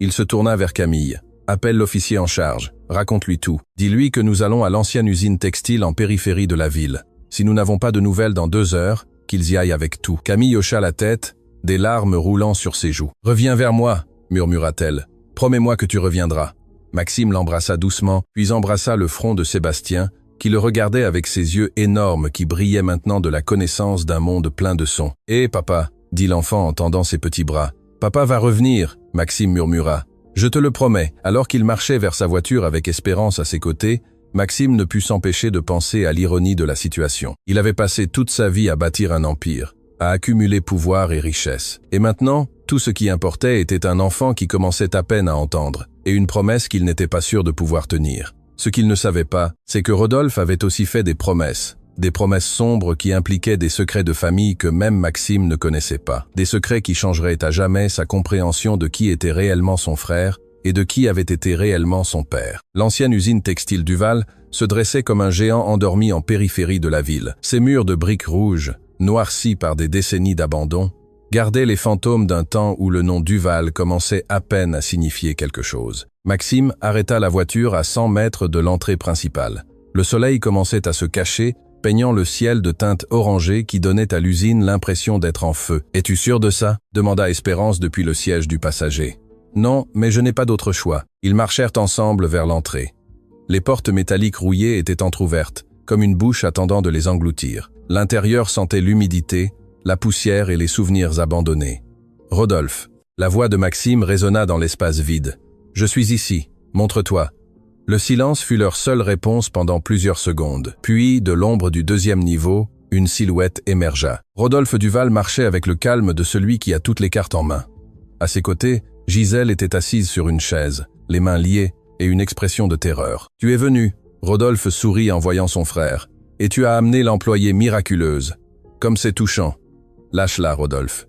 C'est entre toi et moi. Chaque chose en son temps, mon frère. D'abord, nous avons des affaires en suspens à discuter. » Rodolphe descendit lentement par un escalier métallique qui grinçait à chaque pas. Quand il atteignit le rez-de-chaussée, Maxime put voir quelque chose de différent dans ses yeux. Ce n'était pas seulement de l'ambition ou du ressentiment, c'était quelque chose de plus profond, de plus sombre. « Sais-tu pourquoi j'ai choisi cet endroit pour notre rencontre ?» Rodolphe étendit les bras, embrassant l'espace abandonné. « Parce qu'ici tout a commencé. Ici notre père a construit sa première entreprise. Ici il a pris les décisions qui nous transformeraient en ce que nous sommes. Notre père était un homme honnête. » Le rire de Rodolphe fut amer et coupant. « Honnête ? C'est ce que tu crois. Oh mon frère, combien il t'a protégé de la vérité. » Rodolphe sortit une enveloppe jaunie de sa veste et la jeta aux pieds de Maxime. « Ouvre-la. Lis ce qu'était réellement notre honorable père. » Maxime ramassa l'enveloppe avec méfiance. À l'intérieur, il y avait d'anciens documents, des photographies décolorées et des lettres manuscrites. Il commença à lire et à chaque ligne, il sentait le sol s'effondrer sous ses pieds. « Ça ne peut pas être vrai », murmura-t-il. « Chaque mot est vrai. Notre père n'a pas bâti son empire avec un travail honnête. Il l'a bâti en détruisant les autres, en volant des idées, en manipulant des partenaires, en ruinant des concurrents. Et le pire de tout, Rodolphe s'approcha à quelques mètres de son frère. Le pire de tout, c'est que tu n'es pas son seul fils. » Le document que Maxime tenait dans ses mains tremblantes le confirmait. Un test de paternité effectué des décennies auparavant, un nom qu'il ne reconnaissait pas, une histoire qu'on ne lui avait jamais racontée. « Avant d'épouser notre mère, notre père a eu une autre famille, » continua Rodolphe. « Une femme humble avec qui il a eu un fils. Mais quand l'opportunité d'épouser maman est apparue, Avec son argent et ses relations, il a abandonné cette femme, la laissant sans rien, et quand elle a essayé de réclamer ce qui lui revenait, il l'a détruite. Il a utilisé ses contacts pour tout lui enlever, y compris la garde de son fils. Comment sais-tu tout ça? Parce que ce fils était mon père. Les mots frappèrent Maxime comme un éclair. Que dis-tu? Je ne suis pas ton frère, Maxime. Je suis ton neveu, le petit-fils de l'homme qui a détruit ma vraie grand-mère et abandonné mon père quand il n'était qu'un enfant. Espérance, qui était restée silencieuse, fit un pas en avant. Je ne comprends pas. Si vous n'êtes pas le fils de Monsieur Duval, comment avez-vous fini par faire partie de la famille? Rodolphe la regarda avec quelque chose qui ressemblait au respect. Bonne question. Mon père biologique est mort jeune, détruit par l'abandon et la pauvreté. Avant de mourir, il m'a dit toute la vérité. Il m'a fait promettre que je récupérerais ce qu'on nous avait volé. Il se tourna vers Maxime avec des yeux brûlants de ressentiment accumulé pendant toute une vie. Quand ton père a su que j'existais, que le fils de son fils abandonné avait survécu, il a paniqué. Il craignait que la vérité éclate, que sa réputation soit ruinée. Alors il a fait ce qu'il savait faire de mieux. Il a acheté mes papiers d'adoption. Maxime se souvint des documents qu'il avait vus enfant. On m'a toujours dit que tu étais le fils d'un cousin éloigné qui était mort. Des mensonges sur des mensonges. Ton père m'a adopté pour me garder près, pour me contrôler, pour s'assurer que je ne parle jamais. Il m'a donné le nom Duval.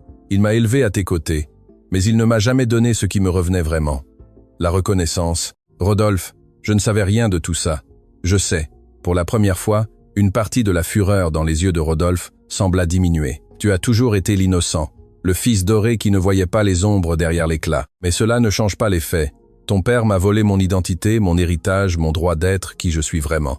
Maxime laissa tomber les documents. Son esprit était un tourbillon d'émotions contradictoires. Le père qu'il avait admiré toute sa vie, l'homme qui lui avait enseigné l'honneur et le travail acharné, avait été un menteur et un manipulateur. Même si tout cela est vrai, dit-il lentement, cela ne justifie pas ce que tu as fait à Sébastien.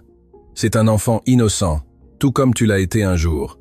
Innocent, Rodolphe laissa échapper un rire amer. Ton fils est né avec tout ce qui m'a été refusé. Amour inconditionnel, sécurité financière, un avenir brillant. Tout cela pendant que je grandissais, sachant que je vivais un mensonge, que chaque sourire de ton père envers moi était faux. Alors ta vengeance était contre mon père, pas contre mon fils. Ma vengeance était contre l'héritage de ton père, contre tout ce qu'il a bâti sur les cendres de ma famille. Si ton fils était déclaré incapable, l'empire que ton père a tant protégé me reviendrait éventuellement et je l'aurais détruit, brique par brique, euro par euro, jusqu'à ce qu'il ne reste rien. Espérance fit un autre pas en avant, se plaçant à côté de Maxime. Monsieur Rodolphe, je peux comprendre votre douleur. J'ai moi aussi tout perdu à cause de personnes qui pensaient pouvoir décider de la vie des autres. Mais il y a quelque chose que vous ne comprenez pas. Et c'est quoi, madame l'employée? Que la douleur ne vous donne pas le droit de créer plus de douleur. Que l'injustice que vous avez subie ne justifie pas l'injustice que vous avez causée. Vous aviez des raisons d'être en colère contre le père de Maxime, mais cet homme est mort, et au lieu de chercher la paix, vous avez décidé de détruire un enfant qui n'avait aucune faute. Rodolphe la regarda avec une expression indéchiffrable. Vous ne savez rien de moi. Je sais que vous avez perdu votre père très jeune. Je sais ce que c'est de grandir avec un vide dans la poitrine que rien ne peut combler. Je sais ce que c'est de sentir que le monde vous doit quelque chose que vous ne pourrez jamais recouvrer. Espérance fit un autre pas. Elle était maintenant à quelques mètres de Rodolphe. Mais je sais aussi que la haine est un poison qu'on boit en espérant que l'autre meure. Vous avez passé toute votre vie à vous empoisonner. Et qu'avez-vous obtenu? Vous êtes seul, fugitif, sur le point de tout perdre. Pendant ce temps, l'homme que vous haïssiez tant repose tranquillement dans sa tombe. Taisez-vous. La voix de Rodolphe se brisa légèrement. Non, parce que quelqu'un doit vous dire la vérité. Vous n'êtes pas un méchant par nature. Vous êtes un homme blessé qui a choisi le mauvais chemin, mais vous pouvez toujours choisir différemment. Il est trop tard pour ça. Il n'est jamais trop tard. Moi aussi, j'ai cru que ça l'était. J'ai perdu ma fille, j'ai perdu mon mariage, j'ai perdu tout ce qui m'importait, mais j'ai continué. Et quand j'ai vu Sébastien, j'ai vu une opportunité de faire quelque chose de bien après des années de me sentir inutile. Espérance tendit la main vers Rodolphe dans un geste qui surprit tout le monde. Lâchez Gisèle. Rendez-vous aux autorités, racontez votre histoire, la vraie. Laissez le monde savoir ce que le père de Maxime a fait. Cela nuira plus à sa mémoire que toute vengeance contre un enfant innocent. Rodolphe regarda la main tendue comme si c'était un objet étrange. Son visage était un champ de bataille entre des émotions qu'il avait réprimées pendant des décennies. Et après, quoi? Passer le reste de ma vie en prison? Passer le reste de votre vie en paix, répondit Espérance doucement. sachant que vous avez enfin lâché le poids que vous portiez depuis l'enfance, sachant que vous avez choisi d'être meilleur que l'homme qui vous a abandonné et meilleur que l'homme qui vous a acheté. Le silence qui suivit fut le plus long que Maxime ait jamais connu. Il pouvait voir la lutte intérieure sur le visage de Rodolphe, les décennies de ressentiment s'entrechoquant avec quelque chose qui semblait s'être éveillé au mot d'espérance. Finalement, Rodolphe laissa tomber ses épaules. Toute la tension, toute la rage semblèrent quitter son corps d'un coup. « Mon père biologique m'a dit quelque chose avant de mourir », murmura-t-il. « Il m'a dit que la pire punition pour ceux qui nous font du mal est de bien vivre malgré eux. Je ne l'ai pas écouté. J'ai choisi la haine parce que c'était plus facile que le pardon. » Il marcha lentement vers Gisèle et commença à délier ses mains. « Je suis désolé, » dit-il en la regardant. « Je t'ai utilisé comme on m'a utilisé. Tu n'es pas différente de ma grand-mère, une victime de plus des secrets de cette famille. » Gisèle, les larmes aux yeux, hocha simplement la tête. Il n'y avait pas de mots pour exprimer ce qu'elle ressentait à ce moment-là. Rodolphe se tourna vers Maxime. « Je n'attends pas ton pardon. Je ne le mérite pas, mais je veux que tu saches que je ne t'ai jamais haï, toi. Je haïssais ce que tu représentais, la vie que j'aurais pu avoir si notre père avait été un homme différent. Rodolphe, laisse-moi finir. Il y a un coffre-fort dans mon appartement, le code et la date de naissance de mon père biologique. À l'intérieur, tu trouveras tout. Chaque document qui prouve ce que notre père a fait, chaque secret qu'il a gardé. Fais ce que tu veux avec, mais le monde mérite de savoir la vérité. » Dehors, le son des sirènes commença à se faire entendre au loin. Camille avait tenu sa promesse d'appeler la police. « Je suppose qu'il est temps. » Rodolphe essaya de sourire, mais ne réussit qu'une grimace triste. 30 ans à planifier une vengeance et tout se termine dans une usine abandonnée avec une femme de ménage qui me donne des leçons de vie. Espérance s'approcha de lui une dernière fois. « Cela ne se termine pas ici, monsieur. Ce n'est que le début d'une vie différente, une où vous pouvez choisir qui vous voulez être, pas qui la douleur vous a forcé à devenir. » Rodolphe la regarda longuement. « Comment faites-vous? Comment pouvez-vous avoir autant de foi en quelqu'un comme moi? Parce que quelqu'un a eu foi en moi quand je n'en avais pas, et cela m'a sauvé la vie. » Les lumières des véhicules de police commencèrent à éclairer l'intérieur de l'usine. Les officiers entrèrent, armes dégainées, mais s'arrêtèrent en voyant la scène. Rodolphe à genoux, les mains levées, sans offrir de résistance. Pendant qu'il le menottait, Rodolphe regarda Maxime une dernière fois. « Prends soin de ton fils. Donne-lui l'amour que je n'ai jamais reçu. Brise le cycle, frère ou neveu, ou quoi que nous soyons. » Maxime hocha la tête, incapable de parler. Les larmes qu'il avait retenues pendant toute la confrontation commencèrent enfin à couler. Quand ils emmenèrent Rodolphe, Gisèle s'approcha de Maxime d'un pas tremblant. « Monsieur Duval, il y a autre chose que vous devez savoir. Quelque chose que Rodolphe n'a pas mentionné? Quoi? Avant votre arrivée, il m'a dit pourquoi il avait choisi ce moment précis pour agir contre votre fils. Ce n'était pas seulement pour l'héritage. Alors, pourquoi? » Gisèle respira profondément avant de continuer. « Parce qu'il a découvert récemment qu'il est très malade. Les médecins lui ont donné peu de temps. Il savait que s'il n'agissait pas maintenant, il mourrait sans avoir achevé sa vengeance. » La révélation frappa Maxime comme une vague inattendue. L'homme qui venait d'être arrêté, l'homme qui avait planifié de détruire sa famille, était en train de mourir. Et à ce moment-là, malgré tout ce que Rodolphe avait fait, Maxime ressentit quelque chose qu'il ne s'attendait pas à ressentir, de la compassion. Parce que Rodolphe n'était pas un monstre, c'était un enfant blessé qui n'avait jamais guéri, un homme qui portait le poids de secrets qui n'étaient pas les siens, une victime de plus de l'égoïsme d'un père que tous deux avaient aimé sans vraiment le connaître. Espérance s'approcha et posa une main sur l'épaule de Maxime. « Rentrons à la maison, monsieur, votre famille vous attend. » Oui, sa famille. Une épouse qu'il aimait inconditionnellement, un fils qui venait de découvrir le miracle du son, et une femme qui était arrivée comme employée et était devenue quelque chose de bien plus important. En marchant vers la sortie de l'usine, Maxime sut que plus rien ne serait pareil. Mais pour la première fois depuis longtemps, cela ne l'effrayait pas, car il avait appris quelque chose de crucial cette nuit-là. Que les familles ne se définissent pas par le sang que nous partageons, mais par l'amour que nous choisissons de donner. Et il choisirait l'amour toujours. L'aube peignait le ciel de teinte rosée lorsque Maxime arriva enfin chez lui. Il avait passé des heures au poste de police à donner des déclarations, à signer des documents, à traiter tout ce qu'il avait découvert sur son père et sur l'homme qu'il avait appelé son frère toute sa vie. Mais rien de tout cela n'importait maintenant. La seule chose qui importait était l'image qu'il accueillit lorsqu'il ouvrit la porte de son foyer. Camille était endormie sur le canapé du salon, Sébastien blotti sur ses genoux. La télévision était toujours allumée à faible volume, probablement pour que l'enfant continue d'expérimenter les sons en attendant. Maxime s'agenouilla à leur côté, observant le visage paisible de son fils. Ce petit être qui avait vécu dans le silence, qui avait été victime de l'ambition et du ressentiment des autres, dormait maintenant tranquillement, étranger aux tempêtes qui avaient secoué sa famille. Tu es rentré. La voix de Camille était à peine un murmure. Je t'avais promis que je reviendrais. Elle ouvrit complètement les yeux, et sans lâcher Sébastien, tendit une main vers le visage de son époux. Ses doigts tracèrent les lignes de fatigue, les traces de larmes séchées. C'est fini, c'est fini. Camille ferma les yeux avec soulagement. Les larmes commencèrent à couler silencieusement alors qu'elle tenait son fils d'une main et son mari de l'autre. Tu avais raison, murmura Maxime. Surtout, mon père n'était pas celui que je croyais. Et Rodolphe était une autre victime de ses mensonges. Qu'est-ce qui va lui arriver? Il va en prison, mais il est aussi malade, très malade. Il ne lui reste probablement pas beaucoup de temps. Camille ouvrit les yeux, surprise. Et comment te sens-tu à ce sujet? Maxime mit du temps à répondre. Comment se sentait-il? C'était une question qui n'avait pas de réponse simple. Triste, dit-il finalement. Triste, parce que tout cela aurait pu être évité si mon père avait été un homme différent, s'il avait affronté ses erreurs au lieu de les cacher. Rodolphe a grandi en haïssant un fantôme, et cette haine l'a consumé. Sébastien bougea sur les genoux de Camille, s'éveillant lentement. Quand ses yeux rencontrèrent ceux de son père, un sourire illumina son visage. « Papa », dit-il avec cette nouvelle voix qu'il apprenait encore à utiliser.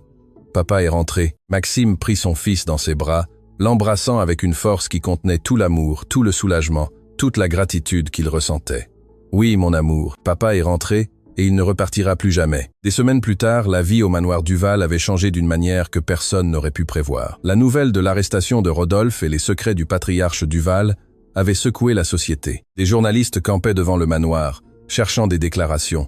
Des partenaires commerciaux appelaient, inquiets pour l'avenir de l'Empire. Le nom Duval, autrefois synonyme de succès et de respectabilité, était maintenant terni par des scandales du passé, mais Maxime avait pris une décision. Lors d'une conférence de presse diffusée à l'échelle nationale, il se tint devant des dizaines de caméras et de microphones avec Camille à ses côtés. « Mon père a bâti un empire », commença-t-il d'une voix ferme, mais il l'a fait sur des fondations de mensonges et de douleurs. Il a abandonné une famille, détruit des vies et gardé des secrets qui ont empoisonné des générations entières. Les flashs des caméras étaient incessants, mais Maxime ne broncha pas. « Je ne peux pas changer le passé, je ne peux pas réparer les dégâts que mon père a causés, mais je peux choisir un avenir différent. À partir d'aujourd'hui, le groupe corporatif Duval consacrera 30% de ses bénéfices annuels à une fondation. Une fondation dédiée à aider les enfants atteints de handicaps auditifs, en particulier ceux dont les familles n'ont pas les ressources pour les traitements. » Le murmure parmi les journalistes s'intensifia. Cette fondation portera le nom de quelqu'un qui mérite d'être souvenu, quelqu'un qui a été victime de l'égoïsme de mon père. Elle s'appellera la Fondation Hélène Moreau en l'honneur de la grand-mère biologique de Rodolphe Duval, la femme que mon père a abandonnée et détruite. Camille serra la main de son époux avec fierté. « De plus », continua Maxime, « je veux présenter la personne qui rendra tout cela possible, la personne qui a sauvé mon fils quand personne d'autre n'a pu, la personne qui m'a appris que la vraie valeur d'un être humain ne se mesure pas en titres ni en argent, mais en la capacité de voir ce que d'autres ignorent. » Il fit un geste vers un côté de la scène, et Espérance Leroy s'avança d'un pas tremblant mais digne. Espérance Leroy sera la directrice exécutive de la Fondation Hélène Moreau. Elle sait ce que c'est de perdre un enfant à cause de la négligence médicale. Elle sait ce que c'est d'être ignorée par un système qui n'écoute que ceux qui ont le pouvoir. Et elle sait mieux que quiconque que parfois les yeux d'une mère peuvent voir ce que 1000 spécialistes ne veulent pas voir. Espérance se tint aux côtés de Maxime, des larmes roulant sur ses joues. Jamais de sa vie elle n'aurait imaginé être à un tel endroit, reconnue de cette manière. « Madame Leroy », un journaliste leva la main. « Avez-vous quelque chose à dire ?» Espérance regarda la foule de caméras et de microphones. Pendant un instant, la peur menaça de la paralyser, mais elle se souvint alors de Lucie. Elle se souvint de toutes les fois où elle avait été réduite au silence, ignorée, écartée. Plus jamais. Pendant toute ma vie, commença-t-elle d'une voix qui gagnait en force à chaque mot, j'ai été invisible. J'étais la femme qui nettoyait, celle qui servait, celle que personne ne regardait deux fois. Quand ma fille est tombée malade, personne ne m'a écouté. Quand j'ai su que quelque chose n'allait pas, personne ne m'a cru. Et quand je l'ai perdue, personne ne s'en est rendu compte. Elle fit une pause, respirant profondément. Mais j'ai appris quelque chose d'important de toute cette douleur. J'ai appris que les personnes que le monde considère comme insignifiantes sont souvent celles qui voient le plus clairement. Parce que nous ne sommes pas distraits par l'argent, par le pouvoir, par les apparences. Nous ne voyons que ce qui compte, les personnes. Elle regarda directement les caméras. À toutes les mères qui m'écoutent, à tous les pères, à tous ceux qui ont un jour senti que leur voix n'avait pas d'importance, vous comptez, vos instincts comptent. Si vous sentez que quelque chose ne va pas avec vos enfants, n'abandonnez pas.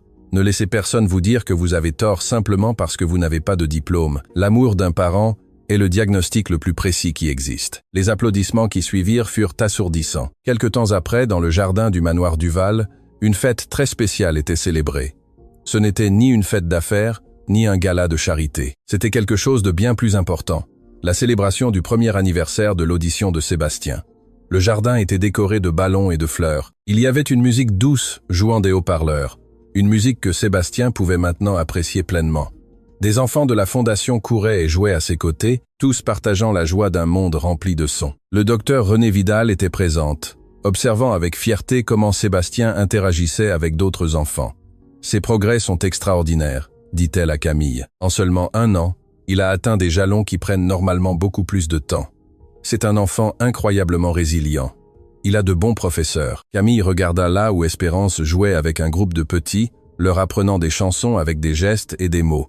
Gisèle était également présente. Après avoir pleinement collaboré avec les autorités, sa peine avait été considérablement réduite. Maxime avait tenu sa promesse de l'aider et elle travaillait maintenant pour la fondation, utilisant son expérience médicale pour aider d'autres enfants. Son fils Nicolas, grâce au traitement que la fondation couvrait désormais, allait mieux chaque jour. La culpabilité que Gisèle portait ne disparaîtrait jamais complètement, mais elle avait trouvé un moyen de la transformer en quelque chose de positif. Monsieur Duval, elle s'approcha de Maxime avec une expression sérieuse. « Je ne pourrai jamais vous remercier assez après tout ce que j'ai fait. Ce que vous avez fait, c'est protéger votre fils. » Maxime l'interrompit. « Rodolphe vous a mise dans une position impossible. Le véritable coupable n'a jamais été vous. Avez-vous eu de ces nouvelles ?» Maxime hocha la tête lentement. « Je lui ai rendu visite la semaine dernière à l'hôpital de la prison. Il est très faible, mais il est en paix. Il dit que pour la première fois de sa vie, il peut dormir sans cauchemar. L'avez-vous pardonné ?» C'était une question que Maxime s'était posée de nombreuses fois. « J'y travaille », répondit-il honnêtement. « Le pardon n'est pas un moment, c'est un processus. Mais chaque jour est un peu plus facile. » La musique passa à une mélodie plus joyeuse, et Sébastien courut vers ses parents avec un sourire éclatant. « Maman, papa, j'aime beaucoup cette chanson. » Maxime souleva son fils dans ses bras, tournant avec lui tandis que l'enfant riait de ce rire cristallin qui était le plus beau son du monde. « Quelle est ta partie préférée ?» demanda Camille. Sébastien réfléchit un instant avec cette expression concentrée qu'il mettait toujours lorsqu'il traitait les sons. « Quand les notes montent, dit-il finalement, c'est comme si la musique était heureuse. » Camille et Maxime échangèrent un regard plein d'émotion. Cet enfant, qui avait vécu en silence, décrivait maintenant la musique avec une sensibilité que de nombreux adultes n'avaient pas. « Monsieur Duval. » La voix d'Espérance interrompit le moment. « Il y a quelqu'un qui veut vous voir. » Maxime déposa Sébastien et marcha vers l'endroit qu'Espérance désignait. Près de l'entrée du jardin, il y avait une femme âgée aux cheveux complètement blancs et à la posture courbée par les années. Elle était accompagnée d'une infirmière. « Qui est-ce » demanda Maxime. « Elle s'appelle Dolores Moreau. C'est la sœur d'Hélène, la grand-mère de Rodolphe, la seule famille qui lui reste. » Maxime s'approcha lentement. L'aîné le regardait avec des yeux qui avaient vu trop de douleur, trop d'injustice. « Madame Moreau », Maxime inclina la tête respectueusement. « Merci d'être venu. Je suis venu parce que j'avais besoin de voir de mes propres yeux. La voix de Dolores était fragile mais claire. J'avais besoin de voir si ce que les nouvelles disaient était vrai, que le fils d'Albert Duval essayait de réparer les erreurs de son père. C'est vrai, même si je sais que rien de ce que je ferai ne pourra effacer le mal que mon père a causé. » Dolores l'étudia longuement. Puis, à la surprise de tous, elle tendit une main ridée et la posa sur la joue de Maxime. « Ma sœur Hélène est morte le cœur brisé, » dit-elle doucement. « Elle est morte en croyant que personne ne se souviendrait de son histoire, que personne ne connaîtrait la vérité. Mais vous avez donné son nom à une fondation. Vous lui avez rendu sa dignité. » Les larmes commencèrent à couler sur le visage de l'aîné. « Elle serait fière, pas de votre père, jamais de lui, mais de vous, que son sang ait produit quelqu'un capable de choisir différemment. » Maxime prit la main de Dolores entre les siennes. « J'aimerais que vous rencontriez mon fils, l'enfant que votre neveu a blessé, mais qui, grâce à une chaîne d'événements que personne n'aurait pu prévoir, a fini par unir des histoires qui avaient été séparées pendant des décennies. » Il guida Dolores vers Sébastien qui jouait. L'enfant, en voyant l'aîné, s'approcha avec curiosité. « Bonjour », dit-il avec cette voix qui s'améliorait chaque jour. « Comment t'appelles-tu »« Je m'appelle Dolores, petit. » Dolores signifie tristesse. Sébastien fronça les sourcils. « Mais aujourd'hui c'est jour de fête. Il ne devrait pas y avoir de tristesse. » L'aîné laissa échapper un rire qui sonnait comme des cloches rouillées. Un son qu'elle n'avait probablement pas produit depuis des années. « Tu as raison, petit. Aujourd'hui il n'y a pas de tristesse. Aujourd'hui, il n'y a que de l'espoir. Espérance.